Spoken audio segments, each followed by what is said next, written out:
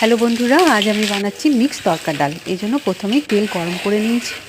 তেল গরম করে এর মধ্যে দিয়ে দিয়েছি কাঁচা লঙ্কা কুচি, আদা কুচি আর রসুন কুচি। এগুলো ব্রাউন করে ভেজে নেওয়ার পর এখানে আমি পেঁয়াজ কুচি দিয়ে দিয়েছি। পেঁয়াজ কুচিটা ভালোভাবে ভেজে নিচ্ছি, ততক্ষণ আমি এখানে আদা আর রসুনটা বেটে নিচ্ছি। এখানে খুব বেশি আদা রসুন লাগবে না, দেখতেই পাচ্ছেন এখানে কতগুলো নিয়েছি। আর পেঁয়াজটা বলা হয়নি, পেঁয়াজটা আমি 4টে মিডিয়াম সাইজের পেঁয়াজ নিয়েছি। এই আদা রসুন বাটা দিয়ে দিলাম। দিয়ে দিচ্ছি পরিমাণ মতো নুন, হলুদ গুঁড়ো আর সামান্য একটু কাশ্মীরি মির্চ পাউডার। এখন এটা ভালোভাবে কষিয়ে নেব।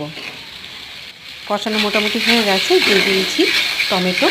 এখানে 3টে মিডিয়াম সাইজের টমেটো কুচি নিয়েছি। মশলাটা ভালো করে কষিয়ে নিতে হবে।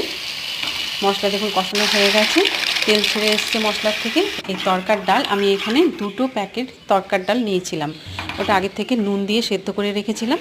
তরকার ডাল মিক্সড করে দিলাম আর দিয়ে দিলাম এখানে তরকার ডালের সঙ্গে যে তরকা মশলা পাওয়া যায় সেই মশলাটা এর মধ্যে দিয়ে দিয়েছি। এখন ভালোভাবে এটা মিনিট 10 সময় নিয়ে ভালো করে নেড়ে নিয়েছি।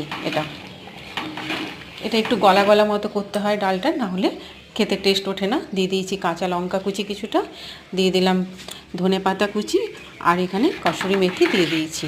এবার সামান্য 2 মিনিট মতো ফুটিয়ে নেব।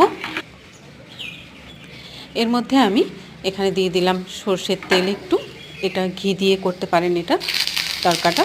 এর মধ্যে শুকনো লঙ্কা, আদা কুচি আর রসুন কুচি দিয়ে এটা ব্রাউন করে ভেজে নিয়েছি। এরপর এটা তরকার মধ্যে মিশিয়ে দিলাম। দেখতেই পাচ্ছেন খুব সুন্দরভাবে তৈরি হয়ে গেছে তরকার ডাল। এরকমভাবে বানিয়ে দেখবেন, খেতে অসম লাগে। আর কেমন হয়েছে অবশ্যই আমাকে জানাবেন রান্না করার পর। Thank you for watching.